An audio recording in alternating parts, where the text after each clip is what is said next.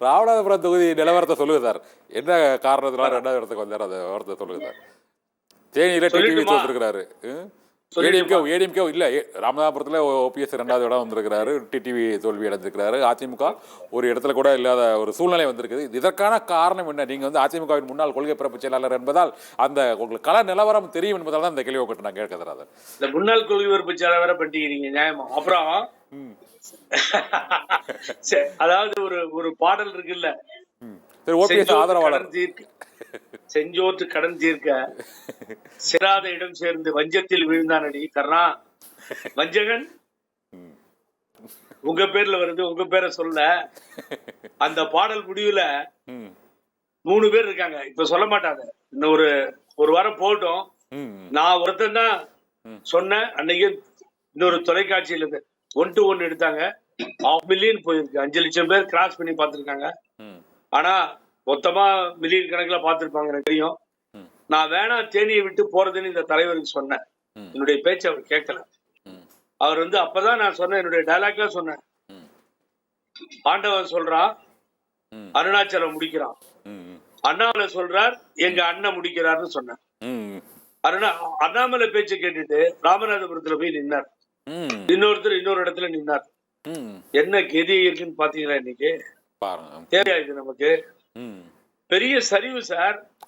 நீங்க நினைக்கிற மாதிரி இல்ல. ஏதோ நான் மகிழ்ச்சியா உட்காந்து நீங்க பேசுறதா நீங்க நினைக்காதீங்க.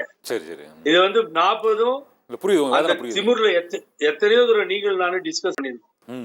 நான் சொன்னேன் 40ம் தோத்துருவார் பழனிசாமி, 1 கூட ஜெயிக்க போறது இல்லைன்னு சொன்னேன். 40 தொகுதியும் போச்சு, காணாம போச்சு.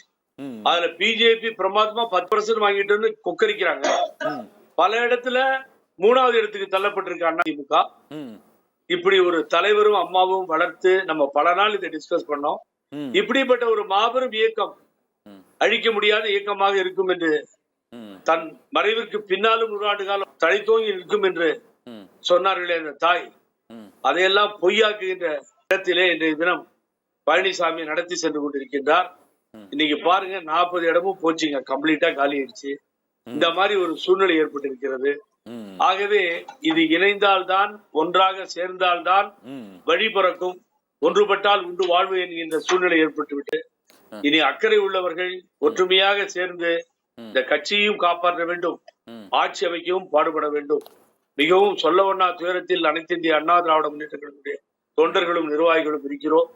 ஆகவே இந்த தேர்தல் முடிவுகள் ஒரு பக்கம், பாரதிய ஜனதா கட்சிக்கு ஆட்சிக்கு பிரதமர் ஈஸியாக வந்து விடுவார் என்பது பொய்த்திருந்தாலும், எங்களை பொறுத்தவரை எங்களது நிலைப்பாடுகள் இன்றைய தினம் சின்னபின்னமாகிவிட்டது.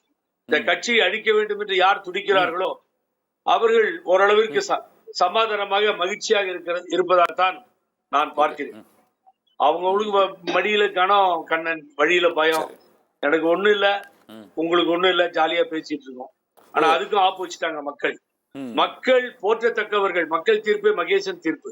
ஏன்னு கேட்டீங்கன்னா, இந்தியா முழுவதும் ஒரு கருத்து கணிப்பு, மக்கள் தீர்ப்பு அந்த கருத்து கணிப்பை பொய்யாக்கி விட்டது. அதனாலதான் சொன்னோம் மக்கள் தீர்ப்பே மகேசன் தீர்ப்புன்னு சொன்னோம்.